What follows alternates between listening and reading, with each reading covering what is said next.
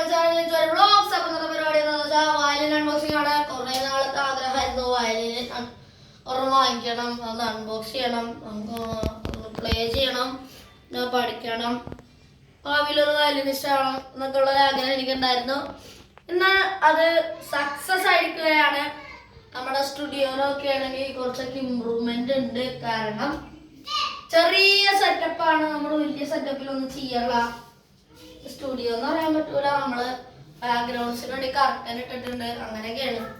അപ്പൊ നമ്മുടെ കേസ് വന്നത് നല്ല അടിപൊളി കേസാണ്. അത് കുറച്ച് പഴയ വയലിനാണ്. അപ്പോ നല്ല അടിപൊളി കേസ് വരുന്നുണ്ട് നമുക്ക്. നമ്മളെ ഇവിടെ തുറക്കാൻ നമ്മുടെ ഗിറ്റാറിന്റെ പടമൊക്കെ അടിച്ചു വെച്ചിട്ടുണ്ട്. അപ്പൊ നമുക്ക് തുറക്കാം.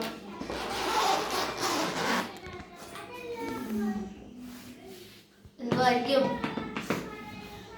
4, 3, 2, 1. യോ, നല്ല അടിപൊളി വയലിനാണ് ഞാൻ വാങ്ങിച്ചത്. 3x4 വയലിനാണ്. നല്ല 3x4 ആണ്. ഇവിടെ ഒരു ഇത് വരുന്നുണ്ട്, നമുക്ക് എടുക്കാം. വയലിൻ വന്നത് 3x4 ആണ്. നല്ല സൗണ്ട്. ഇതാണ് ജി സ്ട്രിങ്, ഇത് ഡി സ്ട്രിങ്, ഇത് എ സ്ട്രിങ്, ഇത് ഇ സ്ട്രിങ്. ഈ സ്ട്രിങ് കാണാൻ പറ്റുന്നുണ്ടോന്നോ എനിക്ക് അറിഞ്ഞൂടാ, കാരണം അത്രക്ക് ചെറിയ സ്ട്രിങ് ആണ്.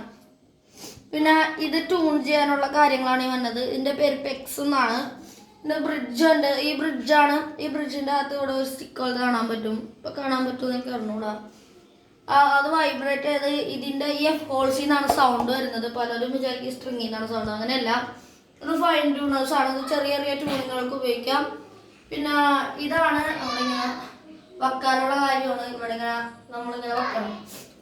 അപ്പോൾ നല്ല ലുക്കാണ് ഗൈസ്. ലുക്കാണ് എനിക്ക് ഭയങ്കര ഇഷ്ടപ്പെട്ടു. കാര്യം നല്ല ലുക്ക്. മുഖം നോക്കാം നമുക്ക്, നല്ല സുന്ദരമായ മുഖം. എന്തിലൊക്കെ ആവട്ടെ. അപ്പോൾ വയലിൻ എൻ്റെ ഇത്രയുണ്ട്. ഓക്കെ, ഒരു കൈ ഇത്രയുണ്ട്. മിനി വയലിനാണ്. ശരിക്കുള്ള വയലിൻ 4x4 എന്ന് പറയും. ഈ കേസ് വന്നത് 4x4 വയലിൻ്റെ കേട്ടാ. അപ്പോൾ അത് ഇത് വെച്ച് നോക്കിയാൽ 4x4 വലിപ്പം നമുക്ക് മനസ്സിലാവും. പിന്നെ ഇതാണ് നമ്മുടെ ബോ എടുക്കാം. ഇതാണ് ഗൈസ് ബോ. ഈ ബോ നമ്മൾ എപ്പോഴും ലൂസാക്കി തന്നെ വെക്കണം. കാരണം അല്ലെങ്കിൽ ഈ ബോയുടെ ഷേപ്പ് പോവും. എന്ന് വെച്ചാൽ നമുക്ക് പെട്ടെന്നൊന്നും അങ്ങനെ ഷേപ്പ് പോവില്ല. എന്നാൽ ഇതിങ്ങനെ ടൈറ്റാക്കി വെക്കുന്നതോറും ഈ സ്റ്റിക്ക് ഷേപ്പിൽ തന്നെ വ്യത്യാസം വരും. ഈ ഒരു ഷേപ്പ് വരില്ല. പിന്നെ നമുക്ക് ബോയുടെ ഷേപ്പ് ഫുള്ളായിട്ട് മാറും. അപ്പം അതുകൊണ്ട് നമ്മൾ ബോ ലൂസ് ചെയ്തിട്ടാണ് വെക്കാറ്. ഇവിടെയാണ് നമ്മൾ ടൈറ്റ് ചെയ്യണത്. ഇത് തിരിച്ചാൽ ലൂസാവും. ഇവിടെ പിടിച്ചിട്ട് വേണം ടൈറ്റ് ചെയ്യാൻ. ലൂസ് ചെയ്യണമെങ്കിൽ ലൂസ് ആവില്ല. ഇത് കൊണ്ടുവന്നപ്പോൾ അങ്ങനെ ഒരു മിസ്റ്റേക്ക് പറ്റിയായിരുന്നു. പിന്നെ മ്യൂസിക്കൽ ഷോപ്പിലെ ആൾക്കാരാണ് കാര്യം പറഞ്ഞു തന്നത്. ഇതിവിടെ ഒരു പെട്ടി വരുന്നുണ്ട്. ഈ പെട്ടിയുടെ അകത്ത് വരുന്നത് റോസിനാണ്. ഈ റോസിന് എന്തിനാന്ന് വെച്ചാൽ ഈ റോസിനാണ് ഈ ബോയിൽ നിന്ന് സൗണ്ട് പ്രൊഡ്യൂസ് ചെയ്യണത്. നമുക്ക് തേച്ചൊടി ചെയ്യാം. നല്ല ശബ്ദം. അപ്പോൾ നമുക്ക് നല്ല രീതിയിൽ ഒന്ന് തേച്ച് പിടിപ്പിച്ചാൽ നല്ല സൗണ്ട് വരും ഗൈസ്. കിടു സാധനമാണ്. അല്ല, നമ്മൾ ഫസ്റ്റ് പുതിയ വയലൊക്കെ വാങ്ങണമെങ്കിൽ റോസിൻ്റെ ഇവിടെ നമ്മൾ ചെറുതായിട്ട് ഇത് അല്ലില്ല കത്തിയാണ് സാൻഡ് പേപ്പർ എന്തെങ്കിലും കുറച്ചൊന്ന് വരച്ചു കൊടുക്കണം. അല്ലെങ്കിൽ ഈ ബോയിൽ ഈ സാധനം പിടിക്കത്തില്ല. അതിന് വേണ്ടിയിട്ടാണ് നമ്മൾ തേച്ച് പിടിപ്പിച്ചോളൂ. 5 മിനിറ്റ് മാക്സിമം തേക്കണം. അങ്ങനെ എത്ര തേക്കുന്നുള്ളൂ. വീഡിയോ അധികം നമ്മൾ വെക്കുന്നില്ല, നീട്ടി വെക്കുന്നില്ല. അതാണ് എൻ്റെ അർത്ഥം. ഇതാണ് വയലിൻ. ഇത് നമ്മളിങ്ങനെ പിടിക്കണം. ഇത് ഇവിടെ ഷോൾഡർ റെസ്റ്റ് എന്ന് പറഞ്ഞ സാധനം വരും. അത് വച്ചില്ലേ ഇവിടെ നമുക്ക് നല്ല വേദനയായിരിക്കും. എനിക്ക് സപ്പോർട്ട് ചെയ്യാൻ പറ്റില്ല. ഷോൾഡർ റെസ്റ്റ് ഇല്ലാണ്ടെങ്കിൽ ഇത് സപ്പോർട്ട് ചെയ്യാൻ പറ്റത്തില്ല. ഇവിടെ നല്ല രീതിയിൽ വേദനെടുക്കും. പിന്നെ ഇവിടെ വേദനെടുക്കും. നമുക്ക് അതൊരു ബുദ്ധിമുട്ടാവും. അപ്പം അതുകൊണ്ട് ഇതിനെ സപ്പോർട്ട് ചെയ്യാൻ ഇപ്പോൾ നിൽക്കുന്നില്ല. സപ്പോർട്ട് ചെയ്യാൻ ചിലപ്പോൾ താഴത്തോട്ട് തന്നെ പോയെന്ന് വരും. അതുകൊണ്ട് നമ്മൾ സപ്പോർട്ട് ചെയ്യുന്നില്ല. നമ്മൾ ജസ്റ്റ് കൈ വെച്ചാൽ ഇങ്ങനെ പിടിക്കുകയാണ്. നമുക്ക് ബോ എടുക്കാം. എന്താണ് നമ്മുടെ ബോ? ബോ 4x4 വയലിൻ്റെ ബോ കുറച്ച് വലുതായിരിക്കും, ഇത്രയല്ലായിരിക്കും, ഇതിന് വലിപ്പം വരും. നമ്മുടെ ബോള ഈ കുഞ്ഞ് ഫിംഗർ ഇതിൻ്റെ മേളിലായിരിക്കും വെക്കണത്. ബാക്കി 3 ഫിംഗർ ഇതേപോലെ വെക്കും. ഈ ഫിംഗർ ഇങ്ങനെ വെക്കും. ഇങ്ങനെയാണ് ഈ ബോ പിടിക്കുന്നത്. നമ്മൾ സാധാരണ ഇങ്ങനെയൊക്കെ പിടിച്ചിട്ട് വായിക്കാൻ പാടില്ല എന്നാണ് പറഞ്ഞത്. അതൊക്കെ ഒന്ന് നോക്കാം, ട്രൈ ചെയ്ത് നോക്കാം. നമ്മുടെ അനിയൻ്റെ സൗണ്ട് വരുന്നുണ്ട്, അത് ഒന്നുമില്ല. ഇത് ഈ സ്ട്രിങ് ആണ്.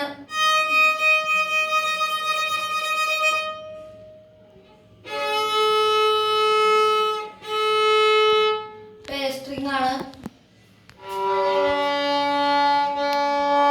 ഇത് ഡി സ്ട്രിങ് ആണ്. ഇത് ജി സ്ട്രിങ് ആണ്. സൗണ്ട് കേൾക്കുന്നുണ്ടോ ഞാൻ അത്യാവശ്യം? ഇവിടെയാണ് ഇതിന്റെ പേരാണ് ഫിംഗർ ബോർഡ്. ഇവിടെയാണ് നമ്മൾ ട്യൂണിന്റെ പ്രോഗ്രാമാണ് കോഡ് ചെയ്യുന്നത്. അതായത് നമ്മൾ ഇവിടെ നിന്നാണ് സൗണ്ട് പ്രൊഡ്യൂസ് ചെയ്യിപ്പിക്കുന്നത്. അപ്പോൾ ഈ സ്ട്രിങ്ങിന്റെ സൗണ്ട് നമ്മളിവിടെ കൈവച്ചു, സൗണ്ടിന്റെ വ്യത്യാസം വന്നു. അങ്ങനെ സൗണ്ടിന് വ്യത്യാസം വരും. അപ്പം അതിന് വേണ്ടിയിട്ടാണ് ഈ വസ്തു ഉപയോഗിക്കുന്നത്. ബോ വരെയാണ് ഇപ്പൊ നമ്മളതിലുള്ളത്. നെയിലോൺ ബോ ആണ്. ബോ എന്ന് പറഞ്ഞാൽ ശരിക്കും ഹോൾസെയിൽ ആണ് വരുന്നത്. ഇവിടെ നെയിലോൺ ഉപയോഗിക്കും. കുറച്ച് കൂടി ഒരു 800 അതിന്റെ മേളോട്ടുള്ള റേറ്റുകളുള്ള ബോയൊക്കെ ഹോൾസെയിൽ ആണ് വരുന്നത്. നമുക്കിപ്പോ നൈലോൺ ബോയാണ് വന്നേക്കണേ. അങ്ങനെ നല്ല സൗണ്ട് വരുന്ന ഹോൾസെയിലിന് കുറച്ചുകൂടി നല്ല സൗണ്ട് പ്രൊഡ്യൂസ് ചെയ്യാൻ കഴിയുന്നുണ്ട്. അതാണ് ഹോൾസെയിലിന്റെ പ്രത്യേകത.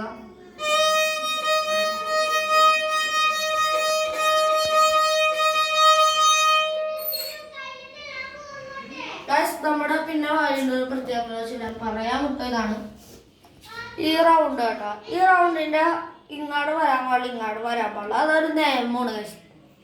അത് വയലിന്റെ നിയമമാണ്. അവിടെ മാത്രമേ നമുക്കിട്ട് വായിക്കാവൂ. നമുക്കൊന്ന് ഗിറ്റാറിക്കാലോ.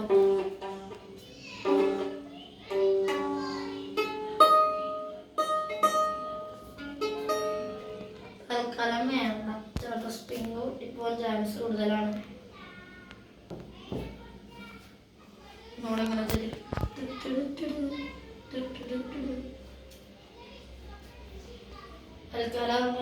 ഈ ലുക്കാണെങ്കിൽ ഈ പെട്ടിയുടെ ലുക്ക് ഭയങ്കരമായിട്ട് ഇഷ്ടപ്പെട്ടു. ഉള്ള കാര്യം പറയല, ഈ ഡിസൈൻ ഭയങ്കരമായിട്ടാണ് ഇഷ്ടപ്പെട്ടത്. നമുക്ക് വയലിന് അതേപോലെ തന്നെയാണ്. വയലിന് നല്ല അടിപൊളി കളറാണ് നമുക്ക് വരുന്നത്. വളരെ റിയാലിറ്റി തോന്നിക്കുന്നു. പിന്നെ പ്രത്യേകിച്ച് എടുത്താണ് അതിന്റെ പെർഫോമൻസ്. നല്ല അടിപൊളി സൗണ്ട് പെർഫോമൻസ് ആണ് നമ്മൾ ഇതിന് വരുന്നത്. നല്ലൊരു സൗണ്ട് പെർഫോമൻസ് ആണ് ഇതിന് വരുന്നത്. നമ്മൾ വയലിൻ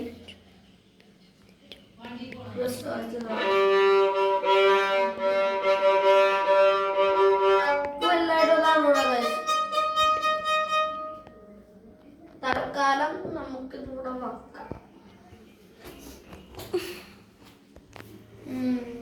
ഞാൻ ജസ്റ്റ് നടക്കുകയാണ്. കാരണം എനിക്ക് വേറൊരു കാര്യം കൂടി പറയാനുണ്ട്. അവിടെ നമ്മൾ ബോൾ യൂസ് ചെയ്യുന്നില്ല, കാരണം നമുക്ക് എടുക്കാനുള്ളതാണ്. അതുകൊണ്ട് ബോൾ യൂസ് ചെയ്യുന്നില്ല. ഇതിൽ വെറുതെ വച്ചേരാ, കാരണം ഇതല്ല വെറുതെ ഇടും.